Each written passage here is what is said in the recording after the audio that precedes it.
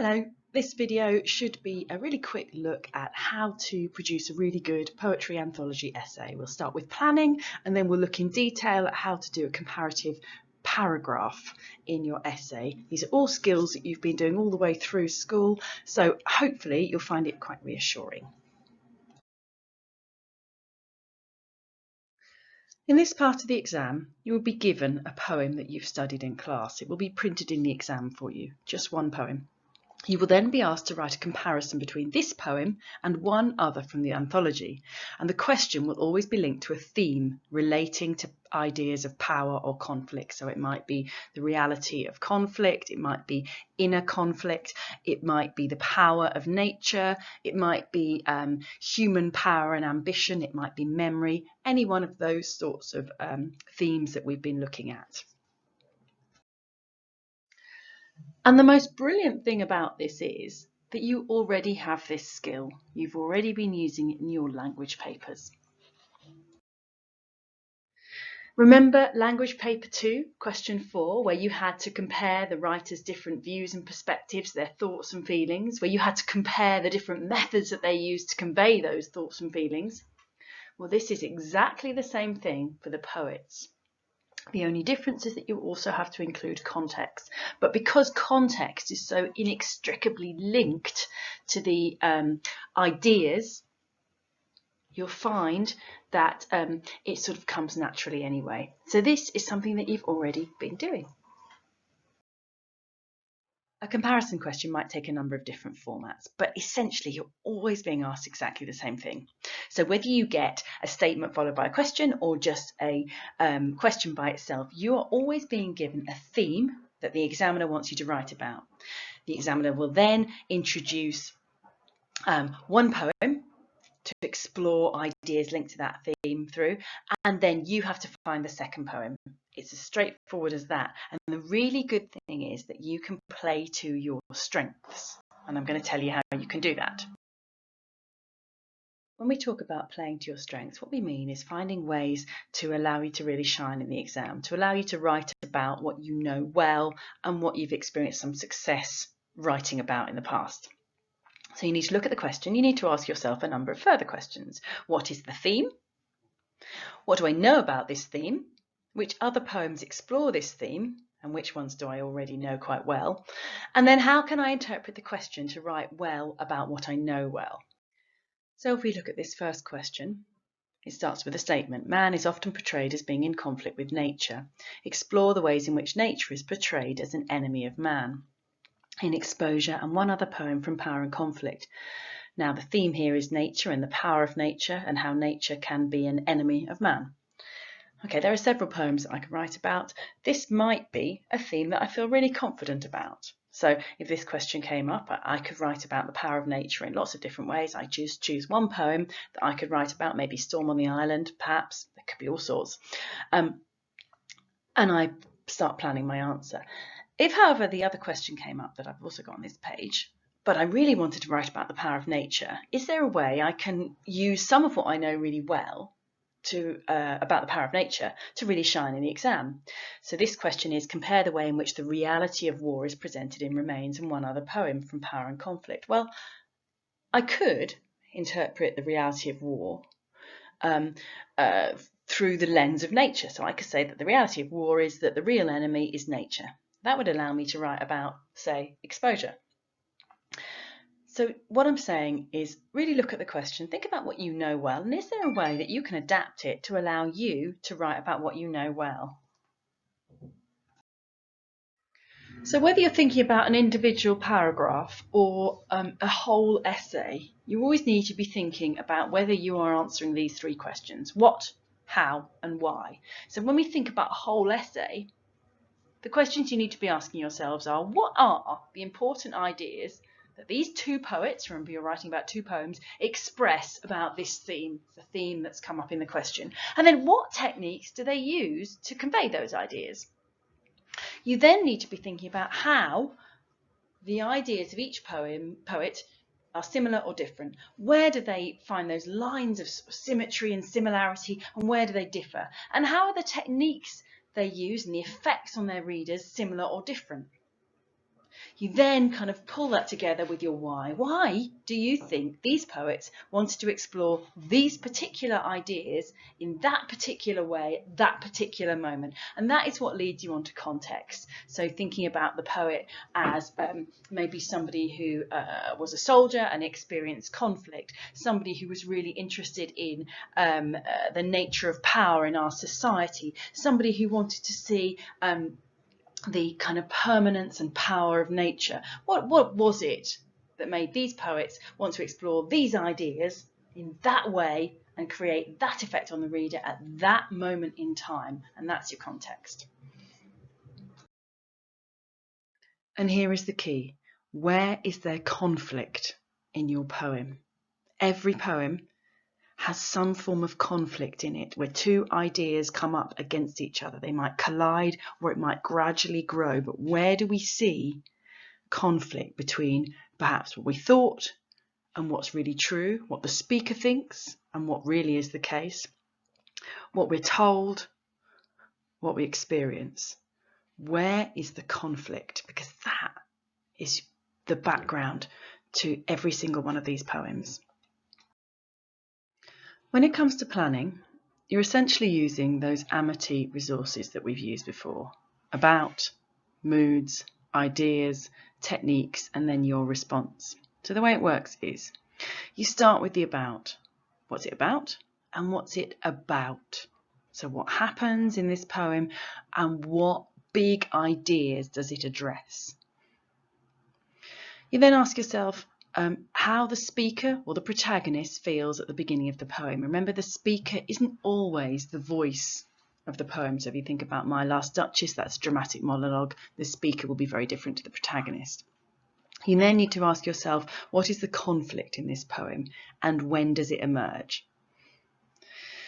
Then finally, you need to think about where we're left at the end of the poem.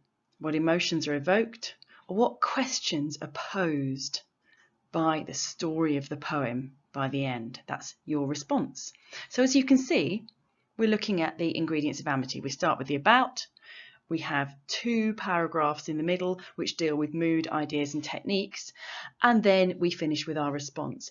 The addition is you need to make sure that you have context all the way through, and as I said previously, context is where you think about the contextual factors that influence the writer to write that poem at that particular moment. Why do we think he or she wrote it there and then? And the contextual factors that change the way that we respond to it as readers.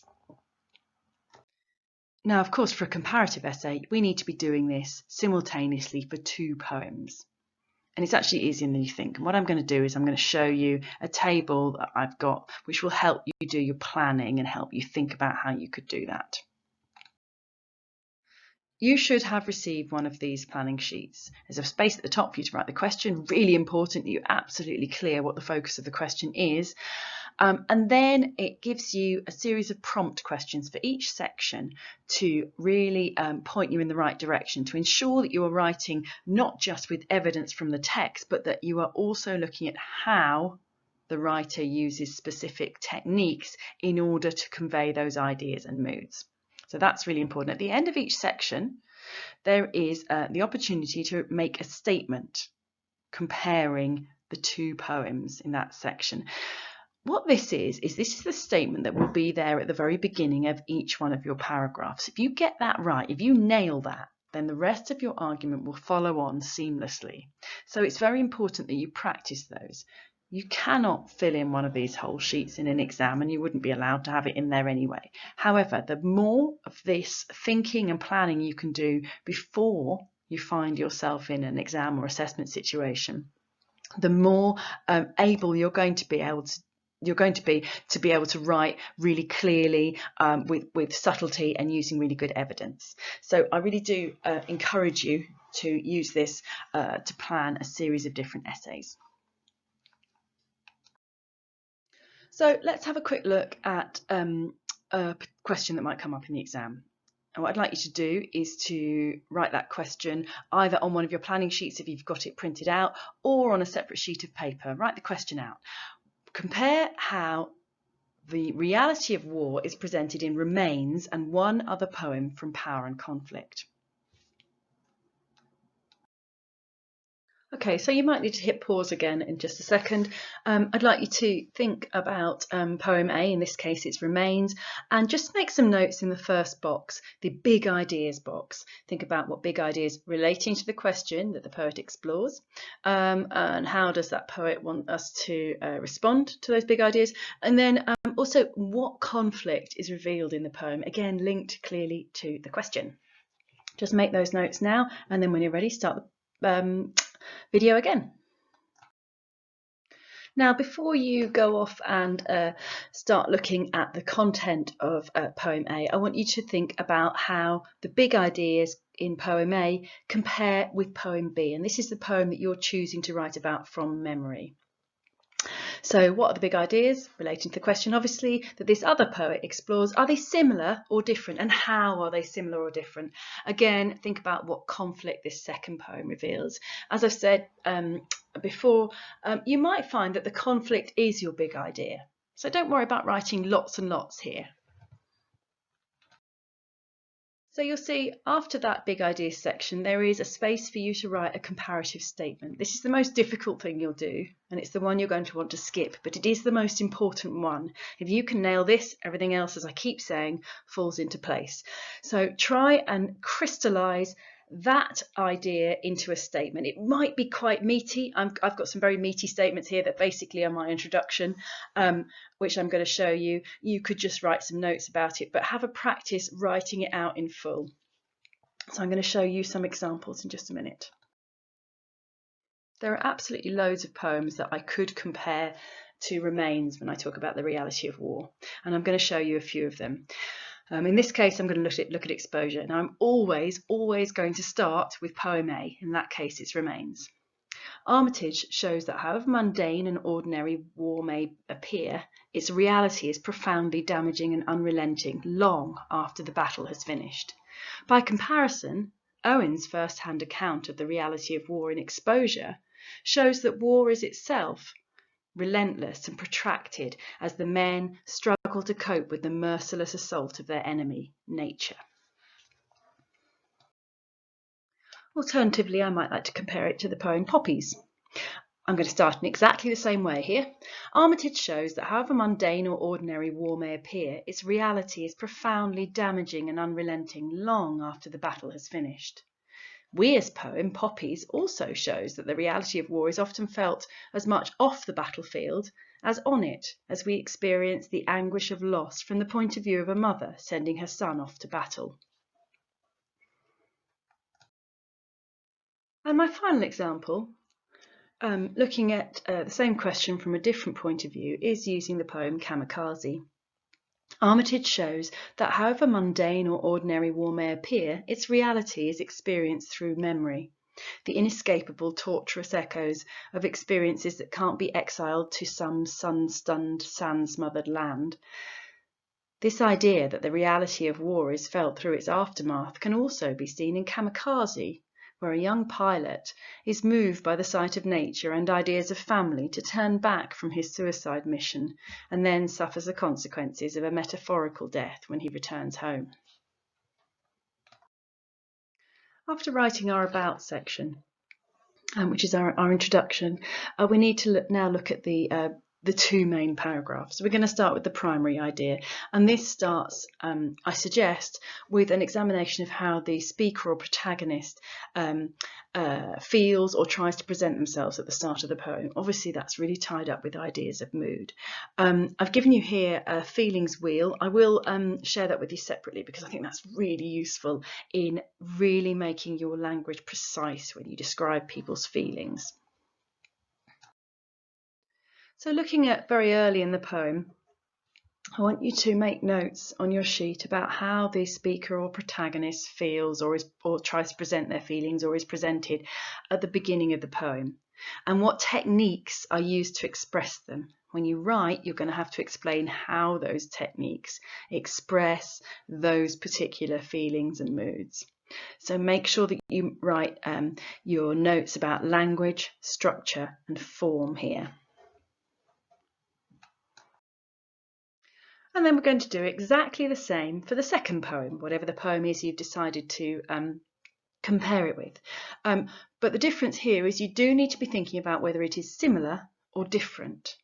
Are the moods and feelings of the speaker or the protagonist similar or different? And how are they similar or different? Try and kind of pin that down. Again, we're looking at language, structure and form every time, so make sure that you have got those techniques and methods. As we did before with the about section, just pause now to make a statement that compares the feelings or the way those different speakers present themselves at the beginning of the poem. This will be your comparative statement at the beginning of this important paragraph. As we said before, your second point needs to be the point where you show the central conflict, the big idea relating to the question, where conflict is shown in this poem. So we're going to be asking ourselves where there's a point of change, a turning point, and what the conflict is and when does it emerge. It might be very early in the poem, it might be a little bit later, it might happen gradually, but see if you can pinpoint a moment. So just as in the last section, I'd like you to complete this part of the planning sheet for Remains, Poem A, and you're going to tell us what the conflict is relating to the question. So think back again to what you did at the beginning. Make sure that your argument is building, so it's going to relate to that. Think about the mood, ideas and techniques. So what is that conflict? What mood is evoked? How is it a change from before? What are the central ideas and how are they a change from before? And then what techniques have been used in order to evoke those feelings and to emphasize the moment of conflict. The techniques you're looking for again are language, structure and form. So what language techniques, what metaphors, similes, what imagery, juxtapositions, structure. Why is it important that this happens at this moment? Just by talking about a moment of conflict that emerges, you are addressing structure to a certain extent. And form, think about narrative voice, think about line length, repetition, think about rhyme schemes, anything like that that would be used to emphasize the moment of conflict. Then when you've got those notes, do the same for poem B, but this time, as we did last time, you're thinking about how this conflict is similar or different. You might find that it is similar in some respects, but then there is a crucial difference. And examiners have said time and again that where people mention a similarity but difference, it can add a sort of subtlety to their response. So do look for those. It isn't going to be straightforward. And don't forget, where there is ambiguity, where things are uncertain, say that. Explain that the poet may have created an uncertainty here in order to, and that's okay. Okay, so just take a moment to fill in those boxes now, please. And finally, in this section, make that all-important statement again. Really do spend a bit of time thinking that and making sure that you get this right, because that comparative statement, as I say, will be your opening statement to this paragraph and will make it all hang together. Now the next row is all about context. I don't want you to write a separate paragraph on context. That's important, not a separate paragraph. You need to make contextual notes for each poem. Try to link these to the focus of the question. It's possible that you can compare them, but really your context should inform each of those two main paragraphs, but it doesn't have to stand on its own. Context just adds depth. You must include it, but we don't talk about it in a paragraph by itself. So this is just extra notes, really. The final section then is your response. This is like your summary, really. And here you need to really put yourself into this analysis. How do these poems ultimately, or by the end, make you feel? What questions do they prompt you to ask? And always obviously link this to the focus of the question and look back at what you said in your big ideas at the beginning. Are those questions and feelings that you have similar or different for those poems? So just think about that. Think about leaving your reader with something to think about, and your reader is the examiner in this point. Okay, that's it for the planning. What I just want to do now is just show you some sample paragraphs. What I've done is I've written a paragraph on the conflict section of the question. What is the conflict in this poem? What I'd like you to do is have a read of them and just think what I've done in each one, what I could do to make it better, and what other questions it leaves you with. Okay, so have a listen to this. You might want to pause this afterwards and write some notes about what you think works well and what perhaps could be improved. In Remains, Armitage shows the conflict between how ordinary war is at the time and its effect after it's over. Similarly, Owen shows that the reality of war is boring. Armitage shows the conflict between the ordinariness and the seriousness of war through the colloquial language, one of them legs it up the road, which makes war seem like something which isn't very serious, even though the reader can see that the soldier dies. By contrast, Owen uses shortened half lines at the end of every stanza to show that the soldiers are bored. This conflicts with our idea of what war should be, exciting and dangerous. But nothing happens is repeated to evoke a feeling of boredom. Owen fought in the First World War and might have been bored like this in the trenches. So in just a second, pause the video and just see if you can write down, thinking about AO1, have I answered the question with evidence? AO2, have I shown how language techniques and language choices have evoked those particular feelings and ideas? And then AO3 is what context have I included? So just have a think, how successful is it and what might you improve? Okay, hopefully you had some ideas there. What I've done is I've rewritten this paragraph in quite a bit more detail.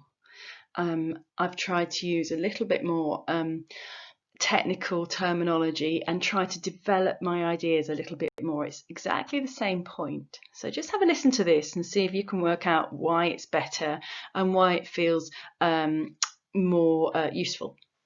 Okay, in Remains, Armitage shows the conflict between the ordinariness of war and its more profound effects. Similarly, it is the very mundanity of the experience of war that drives Owen's poem forward and creates the ultimate tragedy. Armitage introduces the conflict between the ordinariness and the torture of war through the juxtaposition of colloquial language, one of them legs it up the road, with the more lyrical imagery and the violent metaphor, I see every round as it rips through my life, his life, sorry. Here the reader feels the profound finality of the soldier's decision to open fire on the looters. Perhaps Armitage was trying to capture the conflicted emotions of the war veterans that he interviewed following the Iraq War. By contrast, Owen uses shortened half lines to punctuate each stanza, voicing the soldier's sense of boredom and confusion, which conflicts with our idea of what war should be. The refrain, but nothing happens, voices the soldier's exhausted plea for something, anything, to happen, which is an experience which must have been familiar to Owen, who fought in the trenches in World War I, battling the elements and boredom more than an enemy. So that's it. Now it's your turn. I want you to use the planning sheet to plan and then write your essay. If you do want to send it to me for comment before you write it, that's absolutely fine. Please send me that plan and I'll give you some feedback. Okay, the structure again, it's 4 paragraphs about the speaker's feelings at the beginning, mood, ideas, technique, the moment of conflict, mood, ideas, techniques, and the end, your response. Each of these compares to the other poem all the way through, so you're comparing both poems all the way through. I hope that makes sense. Always email me with any questions. Good luck.